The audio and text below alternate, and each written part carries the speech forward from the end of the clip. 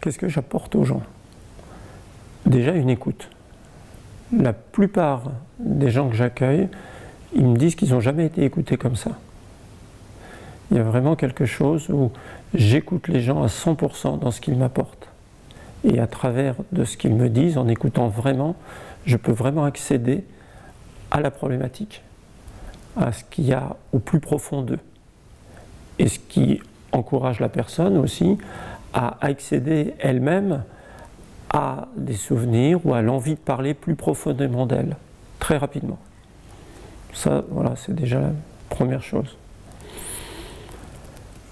Ce que j'apporte aussi, c'est une compréhension. Bien souvent, des gens qui même ont fait des tas d'analyses, de thérapies, de plein de choses d'accompagnement, me disent « ça je n'avais jamais entendu, on ne m'avait jamais dit ça ». Parce que le modèle que j'utilise pour comprendre est très simple et en même temps vraiment très puissant, très pertinent. Et ça parle immédiatement aux gens. On m'a souvent dit aussi, mais comment vous faites pour me dire toutes ces choses en utilisant des mots aussi simples? Ça, c'est quelque chose qui revient aussi régulièrement.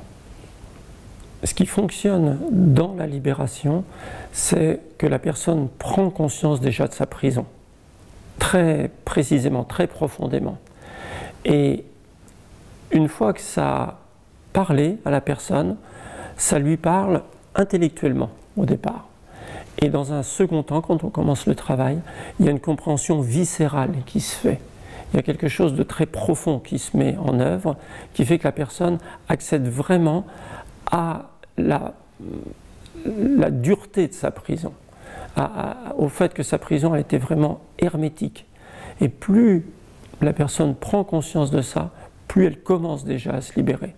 C'est aussi la magie du Festen, on commence à se libérer avant la libération, rien que par la compréhension.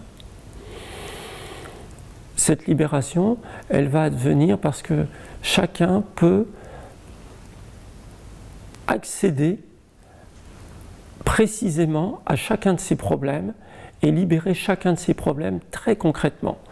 On pourrait dire que chaque personne peut se libérer parce qu'elle appréhende très concrètement ce qui lui est arrivé dans sa vie. Les souffrances et l'origine de ces souffrances, les traumatismes, les mensonges. Plus la personne avance, plus elle voit ses mensonges. Plus elle voit les mensonges qu'elle a construits, plus elle comprend que ce sont des mensonges. Et plus elle voit que ça ne lui appartient pas.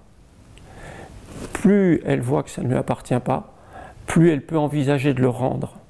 Et ça monte en intensité au fur et à mesure des 6 séances qui prennent la construction de la libération. Et ce qui fait que la personne est totalement disponible, prête, le jour de sa cérémonie, à rendre ces parties qui ne lui appartiennent pas, parce qu'elles le sont au plus profond d'elle. C'est un peu comme si la veille de la cérémonie, la personne voyait les morceaux à l'intérieur d'elle, disant « mais ça je ne peux plus l'avoir en moi, j'en peux plus, il faut vraiment que je me libère de ça ». Et là la personne le fait, et ça marche comme ça. Qu'est-ce que ça fait sur la conscience? La première question c'est qu'est-ce que la conscience? La conscience c'est le regard que je porte moi-même sur mes pensées, sur ma façon d'être au monde.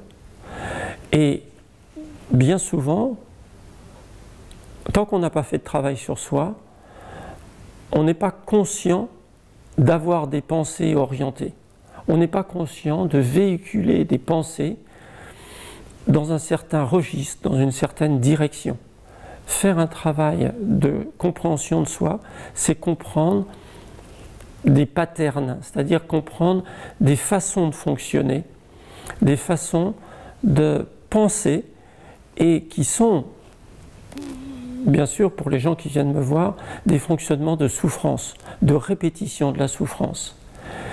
Et le plus souvent, chaque personne vient avec cette souffrance sans comprendre que c'est elle qui la crée, cette souffrance, de l'intérieur d'elle.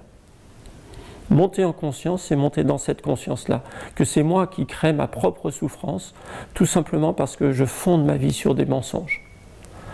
Me libérer de ces mensonges, c'est monter en conscience parce que c'est accéder à la capacité à créer une nouvelle vie à partir de ma plus profonde conscience, de ma plus profonde identité. Et cette identité la plus profonde, elle est toujours très lumineuse, elle est toujours très joyeuse. On pourrait dire que si on n'avait pas construit de mensonges, on vivrait chaque seconde dans la joie. C'est votre nature la plus profonde, c'est de vivre dans la joie. Si vous n'êtes pas dans la joie, c'est qu'il y a des mensonges qui viennent vous empêcher cela. Les gens reviennent à la vie en travaillant sur eux parce qu'ils prennent conscience qu'ils étaient dans la mort. C'est-à-dire qu'une partie d'eux s'interdit de vivre dans la vie, s'interdit d'être à la vie. Et ils ne s'en rendent pas compte. Faire un festen, c'est prendre conscience de ce qui vous interdit d'être à la vie. Derrière chaque mensonge, il y a une peur. En fait, la peur est créée par le mensonge. Et chaque personne qui est dans sa souffrance vit obligatoirement dans la peur, même si elle n'en a pas conscience. Chaque souffrance est une peur. Ces peurs, généralement, vont générer plus ou moins d'angoisse. L'angoisse, c'est la rencontre de la force qui, en vous, veut se libérer et de la force qui veut rester prisonnière. C'est la rencontre de la peur et de la liberté. Et c'est ces angoisses qui vous montrent qu'en fait, vous avez envie de vous libérer. Si vous avez de l'angoisse, c'est qu'il y a de la vie en vous et qu'il y a une autre partie qui vous interdit d'être à la vie. Lorsque vous vous libérez des mensonges, vous vous libérez donc des peurs. Si vous vous libérez des peurs, vous pouvez aller à l'opposé de la peur. Qu'est-ce que l'opposé de la peur? C'est l'amour. Vous allez monter en amour. L'amour va monter en vous. La joie va monter en vous. Et vous allez sentir cet amour à l'intérieur de vous. Vous n'aurez plus besoin de le recevoir de l'extérieur. C'est ce qu'on appelle l'amour inconditionnel. Vous donnez de l'amour. Il n'y a aucune condition que vous mettez à ça, parce que vous n'avez plus besoin d'en recevoir. Votre plus grand bonheur, c'est d'en donner.